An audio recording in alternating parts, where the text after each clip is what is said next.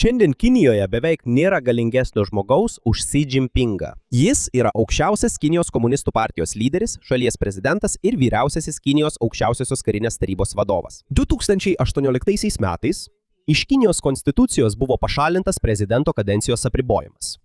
Po to 2022 metais Xi gavo trečiąją kadenciją kaip komunistų partijos vadovas, ko nebuvo padarę ankstesni Kinijos lyderiai daugelį dešimtmečių. Dėl to Xi dažnai lyginamas su buvusiu lyderiu Mao Zedongu. Tačiau jų dviejų ryšys yra gilesnis nei tik didelės galios turėjimas. Dar prieš gimstant Xi Jinpingui, jo tėvas Xi Zhongšunas jau buvo komunistinės revoliucijos dalis. Norint suprasti, kaip prasidėjo Xi šeimos istorija, turime grįžti į laikus, kai komunistinis judėjimas Kinijoje buvo beveik pralaimėjęs. 1930-aisiais Kinijoje vyko pilietinis karas. Kovojo nacionalistų vyriausybė, kuriai vadovavo Čiang Kai-šekas, ir komunistų pajėgos, kurioms priklausė Mao Zedongas. Tuo metu nacionalistai kontroliavo didžiąją šalies dalį ir nuolat bandė apsupti bei sunaikinti komunistų bazes. Viena svarbiausių komunistų bazių tuo metu buvo Jiangxi, pietryčių Kinijoje. 1934 metais ją apsupo stipresnės nacionalistų pajėgos. Komunistams taip pat trūko maisto ir atsargų.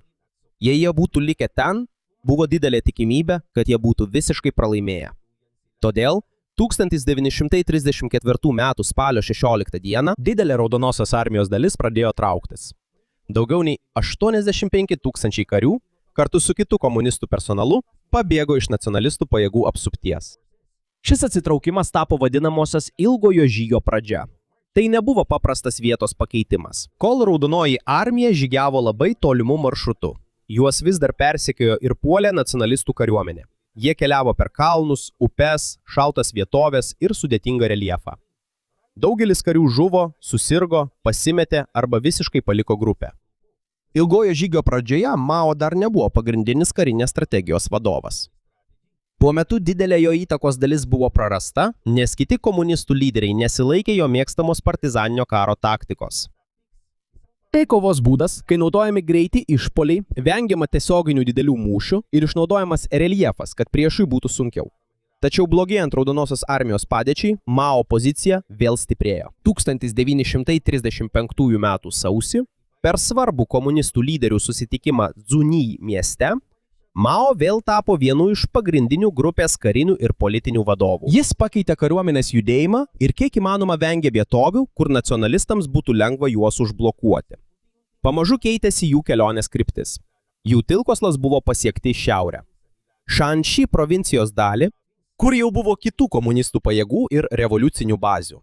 Ir čia pasirodo Xi Jinpingo tėvo vardas. Xi Zhongshu buvo vienas iš jaunųjų problemų revoliucionierių, padėjusių įkurti komunistų bazes Shanxi ir Gansu regionuose.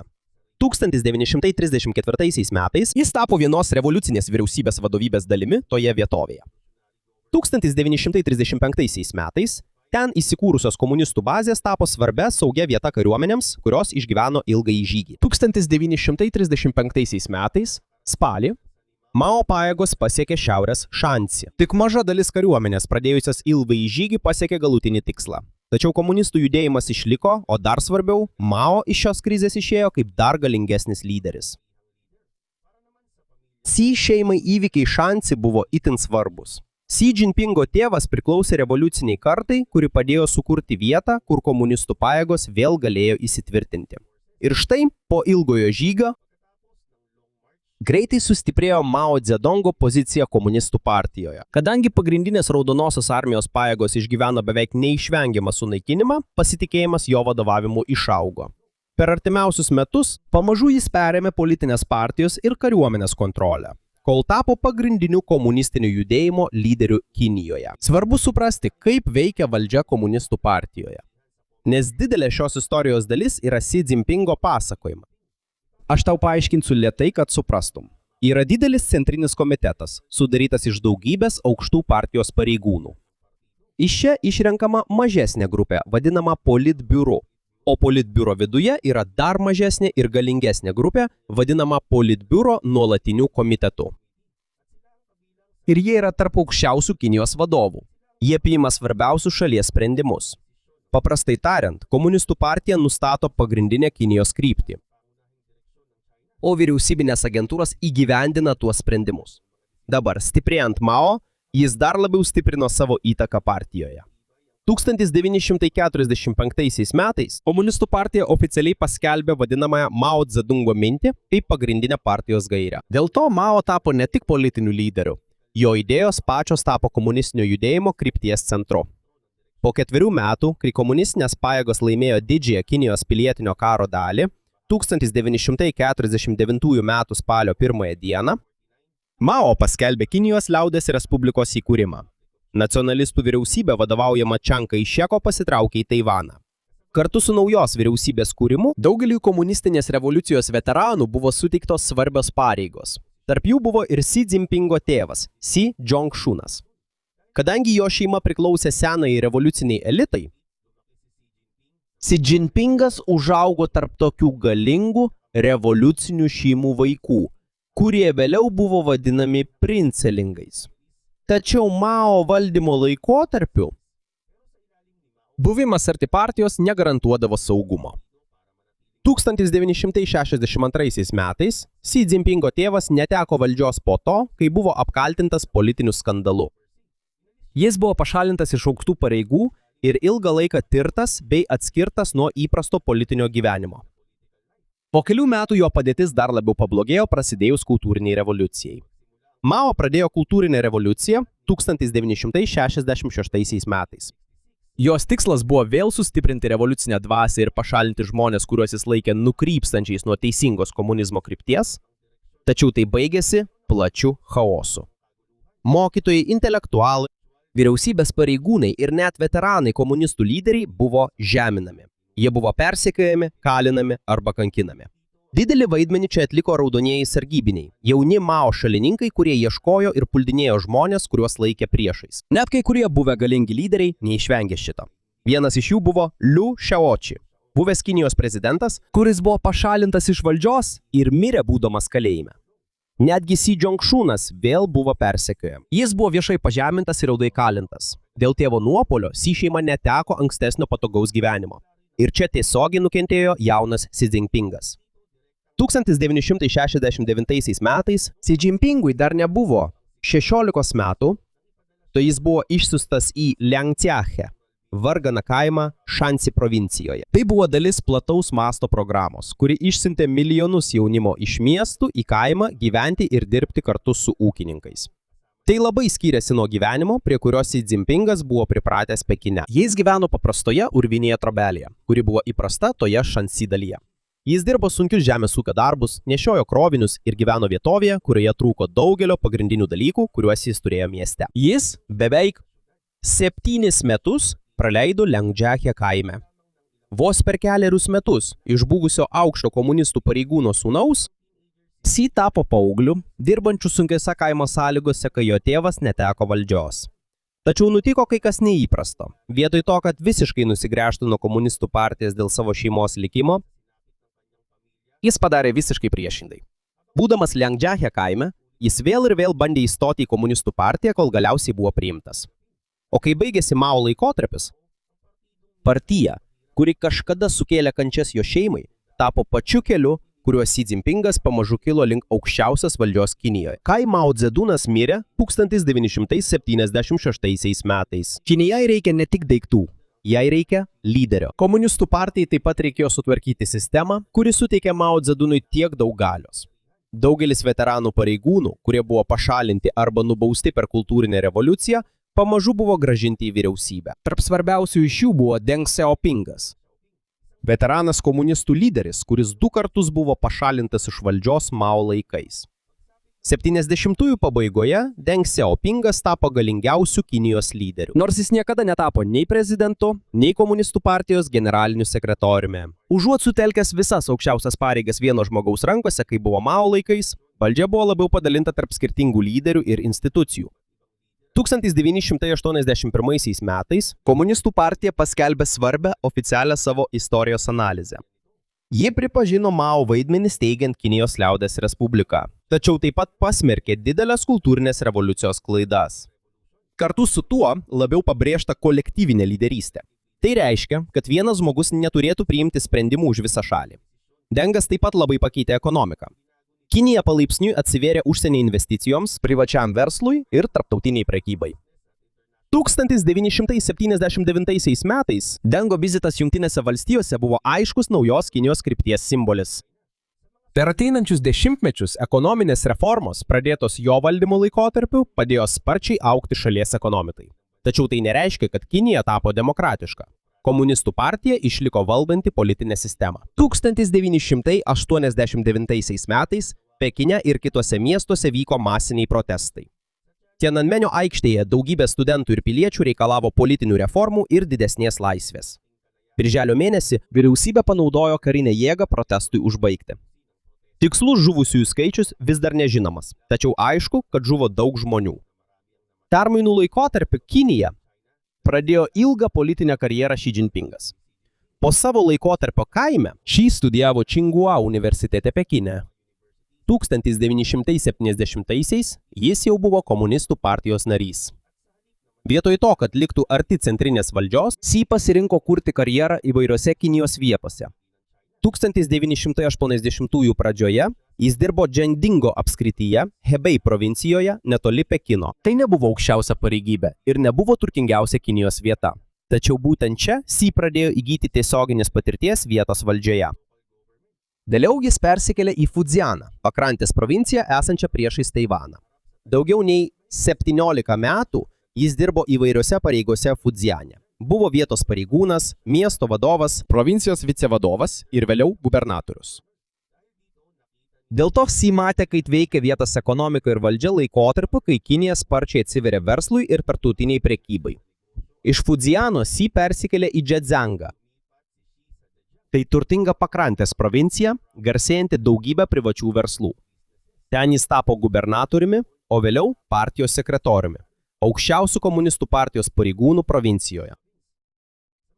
Ilgą laiką Xi nebuvo iškart atpažįstamas kaip stipriausias ar garsiausias kandidatas vadovauti Kinijai. Tačiau jis sukaupė svarbų dalyką – ilgą vadovavimo patirtį įvairiose vietose ir ryšius komunistų partijoje. Didelė galimybė atsirado 2007 metais. Šanchajuje kilo didelis korupcijos skandalas ir buvęs miesto partijos sekretorius buvo pašalintas. Xi buvo išsiųstas kaip naujasis komunistų partijos vadovas Šanchajuje, viename svarbiausių Kinijos miestų. Ten jis išbuvo tik 7 mėnesius. 2007 metų spalį Xi buvo išrinktas Politbiuro nuolatinio komiteto nariu. Nuo to momento jis jau buvo tarp 9 galingiausių Kinijos pareigūnų. Po metų jis taip pat tapo šalies viceprezidentu. Šios pareigos aiškiai traukė jį į galimų būsimų lyderių gretas. O 2012 metais, kai Hu Jintao atsistatydino iš generalinio sekretoriaus pareigų, Xi Jinpingas perėmė aukščiausią komunistų partijos postą. Tuo pačiu metu jis taip pat tapo Centrinės karinės komisijos vadovu, todėl jis kontroliavo aukščiausią partijos ir kariuomenės vadovybę. 2013 metais jis taip pat tapo Kinijos prezidentu. Po beveik 3 dešimtmečių kilimo nuo vietos valdžios iki Pekino, Xi Jinpingas jau yra pačiame viršuje. Tačiau čia pradėjo vėl keisti sistema sukurta po Mao. Kolektyvinė lyderystė, kuri buvo svarbi Dengo ir vėlesnių lyderių laikais, pamažu pradėjo prarasti savo svarbą. Kai vis daugiau valdžios atiteko Xi Jinpingui, vienas iš pirmųjų jo didelių žingsnių buvo itin plataus masto antikorupcinė kampanija. Tūkstančiai pareigūnų, nuo žemiausio rango iki aukščiausių komunistų partijos narių, buvo tiriami ir baudžiami. Šios kampanijos tikslas buvo išvalyti vyriausybę nuo korupcijos. Kartu su tuo daugybė įtakingų politinių veikėjų, galinčių trukdyti Xi Jinpingui, neteko savo pareigų. Ir kol ši kampanija tęsiasi, pamažu matyti, kad lyderis, kuris kadaise buvo ištremtas iš Pekino būdamas paauglys, ne tik sugrįžo į valdžios centrą. Jis taip pat pradeda keisti, kaip pati valdžia veikia Kinijoje. Pirmaisiais Xi Jinpingo valdymo metais antikorupcinė kampanija sparčiai plėtėsi. Daugelis aukštų komunistų partijos ir kariuomenės pareigūnų buvo tiriami, pašalinti arba įkalinti. Viena didžiausių bylų buvo Zhou Yongkango byla, buvęs Politbiuro nuolatinio komiteto narys ir buvęs Kinijos vidaus saugumo vadovas. 2015 metais. Jis buvo nuteistas iki gyvos galvos už korupciją ir kitus nusikaltimus. Vėlesniais metais milijonai partijos pareigūnų buvo nubausti už įvairius drausmės pažeidimus. Kampanija vis dar tęsiasi iki 2026 metais, įskaitant naujus tyrimus prieš aukšto rango karinius pareigūnus. Komunistų partijai kampanija rodo, kad ne vienas pareigūnas neturėtų būti saugus, jei jis įsitraukia į korupciją. Tačiau pasak kai kurių analitikų, tai taip pat yra smarkiai politizuota. Kai kurie buvę įtakingi pareigūnai nebeturi valdžios, o daugiau lyderių, artimų CAI, užima svarbias pareigas. Dėl to valdžia tapo labiau centralizuota jo vadovavimo laikotarpiu. Tuo pačiu metu dar labiau išaugo asmeninis Xi politinis statusas. 2017 metais į Komunistų partijos konstituciją buvo įtraukta Xi Jinpingo mintis apie socializmą su kiniškomis ypatybėmis naujajai erai. 2021 metais. Partija paskelbė trečiąjį svarbų istorinį nutarimą per visą savo istoriją. Didelė dokumento dalis pabrėžė Xi vaidmenį kaip pagrindinio naujosios komunistų partijos eros lyderio. Kol stiprėja Xi pozicija Kinijos viduje, taip pat stiprėja šalies galia už jos ribų. Vadovaujant Xi, Kinija toliau sparčiai stiprino savo kariuomenę ir tapo aktyvesnė tokiais klausimais kaip Taivanas ir Pietų Kinijos jūra. Nacionalinis saugumas taip pat tapo vis svarbesnė vyriausybės politikos dalimi, įskaitant griežtesnį informacijos, technologijų ir interneto kontrolę. Honkongui po 2019 metų masinių protestų įvyko dideli pokyčiai. 2020 metais Pekinas įvedė nacionalinio saugumo įstatymą, numatantį griežtas bausmes už tokius nusikaltimus kaip atsiskyrimas, ardomoji veikla ir bendradarbiavimas ar tariamas bendradarbiavimas su užsienio jėgomis.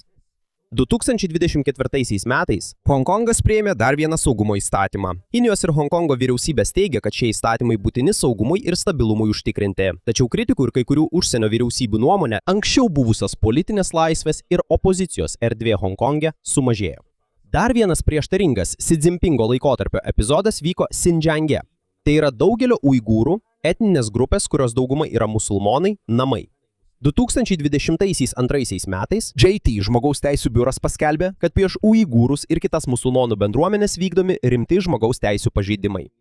Tai apėmė masinį savavališką sulaikymą, o UTT teigia, kad kai kurie iš šių veiksmų gali būti laikomi tarptautiniais nusikaltimais.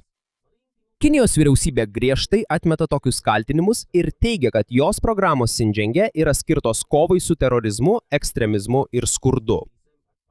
Tačiau vienas didžiausių viešųjų iššūkių Xi Jinpingo vadovavimo laikotarpiu kilo COVID pandemijos metu. Ilgą laiką Kinija taikė vadinamąją nulinės COVID politiką. Buvo naudojami karantinai, masiniai testavimai ir griežtas izoliavimas, siekiant sustabdyti viruso plitimą. Iki 2022 metų pabaigos. Tai jau stipriai paveikė kasdienį gyvenimą ir ekonomiką.